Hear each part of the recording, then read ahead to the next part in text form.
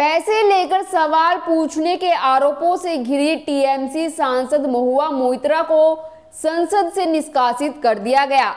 दोस्तों, जो ethics committee संसद में गाली गलौज करने वाले रमेश बिधूड़ी के मामले में चुप्पी साधकर बैठी हुई थी, सारे एथिक्स भूल गई थी, उस एथिक्स कमेटी ने ही चुटकियों में महुआ मोइत्रा की सदस्यता छीन ली है। अब सारे एथिक्स एकदम से याद आ गए। अब सवाल ये है, महुआ के पास आगे क्या विकल्प है? कैश फॉर क्वेरी मामला क्या है और एथिक्स कमेटी की जांच में ऐसा क्या निकला कि उनकी सदस्यता चली गई? नमस्कार दोस्तों, मैं हिमांशी कश्यप आपके साथ। आप देख रहे हैं जनता की आवाज। आगे बढ़ने से पहले इस वीडियो को लाइक करें, शेयर करें और अगर पहली बार जनता की आवाज न्यूज चैनल को देख रहे हैं तो चैनल को सब्सक्राइब भी करें और घंटी जरूर बजाएं, चैनल की भी और सरकार की भी। आज की नेशनल मीडिया के मुकाबले में जनता का साथ दीजिए और उसकी ताकत बनिए, जनता की आवाज बनिए और हो सके तो इसके लिए चैनल को ज्वाइन भी करें। दोस्तों, समिति की रिपोर्ट लोकसभा में पारित हो गई और पैसे लेकर सदन में सवाल पूछने के मामले में फैसला महुआ के खिलाफ गया। गौरतलब है कि भाजपा सांसद निशिकांत दुबे ने तृणमूल कांग्रेस से सांसद महुआ मोइत्रा पर यह आरोप लगाया था कि उन्होंने भारतीय कारोबारी गौतम अडानी और उनकी कंपनियों के समूह को निशाना बनाने के लिए संसद में लगातार सवाल पूछे, मगर इसके लिए उन्हें रिश्वत मिली। इसके अलावा उन पर लोकसभा पोर्टल का लॉगिन भी किसी अन्य के साथ साझा करने का आरोप है। महुआ मोइत्रा को संसद में अपना पक्ष रखने का मौका ही नहीं दिया गया।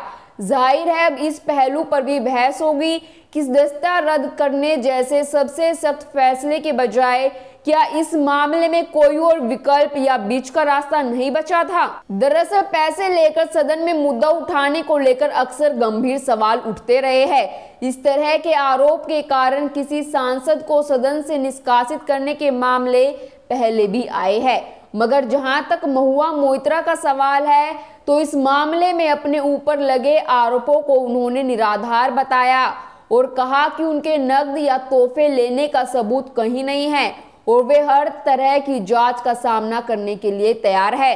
लोकसभा का पोर्टल किसी अन्य व्यक्ति से साझा करने को लेकर उनका मानना है कि इस बारे में कोई स्पष्ट नियम नहीं है। ऐसे में यह देखने की बात होगी कि इस मामले में आचार समिति के निष्कर्ष के क्या आधार है। फिर भी अगर इस आरोप के पुख्ता सबूत है तो लॉगिन किसी अन्य व्यक्ति के साथ साझा करना क्या नैतिक और तकनीकी दृष्टि से उचित है और क्या यह अपने दायित्वों की सीमा की अनदेखी नहीं है?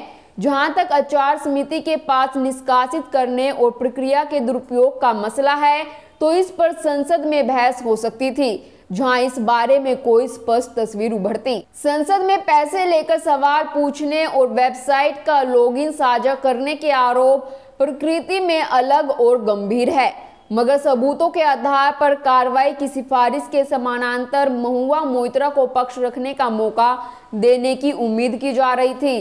संसद लोकतंत्र का प्रतिनिधि हिस्सा है और इसमें सवालों पर बहस किसी खास मुद्दे पर सभी पक्षों की पारदर्शिता और जनता के सामने स्पष्टता सुनिश्चित करने का जरिया है। रिपोर्ट में सूचना प्रौद्योगिकी अधिनियम 2000 की धारा 43, धारा 66 का हवाला देते हुए कहा गया कि गलत तरीके से सांसदों के पोर्टल की आईडी और पासवर्ड साझा करने पर 3 साल की कैद और 5 लाख रुपए तक का जुर्माना या दोनों की सजा का प्रावधान है। महुआ ने जो किया वह कानूनी तौर पर काफी गंभीर है, इसलिए उनकी सदस्यता रद्द की जाए। दोस्तों, सदस्यता वापस पाने के लिए महुआ मोइत्रा के पास कुल मिलाकर 5 विकल्प बचे हैं, लेकिन अभी ये साफ तौर पर नहीं कहा जा सकता अगर इन विकल्पों का इस्तेमाल करेगी तो उन्हें राहत मिल ही जाएगी। टीएमसी नेता के पास पहला ऑप्शन है वह फैसले की समीक्षा के लिए संसद से गुजारिश करे, हालांकि आखिरी फैसला संसद का ही होगा, वह इस पर विचार करना चाहता है या नहीं। महुआ मोइत्रा के पास दूसरा ऑप्शन वह मौलिक अधिकारों और प्राकृतिक न्याय का उल्लंघन का हवाला देते हुए सुप्रीम कोर्ट जाए, वह इस मामले में केस करे और फिर अदालती फैसले की उम्मीद करे। महुआ के पास तीसरा ऑप्शन है वह संसद के निर्णय को स्वीकार करे और आगे बढ़ जाए, लगभग 4 महीने बाद एक बार फिर से चुनाव होने वाले हैं। वे चुनाव लड़े और उसे जीतकर फिर से संसद में पहुंच जाए। टीएमसी नेता अगर चाहे तो चौथे ऑप्शन के तौर पर एथिक्स कमेटी के अधिकार क्षेत्र को चुनौती दे सकती है। वह इस बात का तर्क दे सकती है कि एथिक्स कमेटी ने पूर्वाग्रह से ग्रस्त होकर उनके खिलाफ फैसला दिया। वह ये भी कह सकती है कि इस मामले को विशेष अधिकार समिति को देखना चाहिए। महुआ मोइत्रा 5वें ऑप्शन के तौर पर दिल्ली हाई कोर्ट में चल रहे मुकदमे के जरिए राहत मांग सकती है।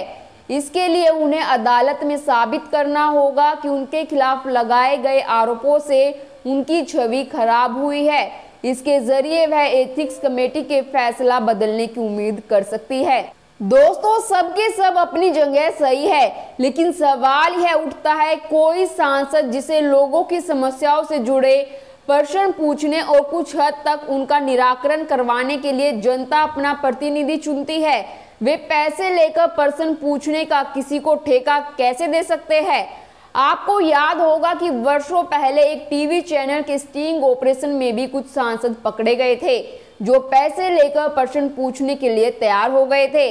आखिर यह परंपरा कैसे पड़ी, इस पर रोक के उपाय क्या है? महुआ मोइत्रा को लोकसभा की सदस्यता से निष्कासित करना इस समस्या का समाधान नहीं है, बल्कि प्रश्न पूछे जाने की प्रक्रिया को फूल प्रूफ बनाने से समस्या का समाधान होगा। इस दिशा में लोकसभा सचिवालय क्या कर रहा है, यह जनता को बताना चाहिए। अगर महुआ मोइत्रा ही सही है और पूरा विपक्ष उनके सही होने से पूरी तरह सहमत है, तो सामूहिक इस्तीफा देकर इस पूरी प्रक्रिया का बहिष्कार क्यों नहीं कर दिया? आपकी इस मुद्दे पर क्या राय है, हमें कमेंट कर जरूर बताएं और बाकी खबरों के लिए देखते रहिए जनता की आवाज।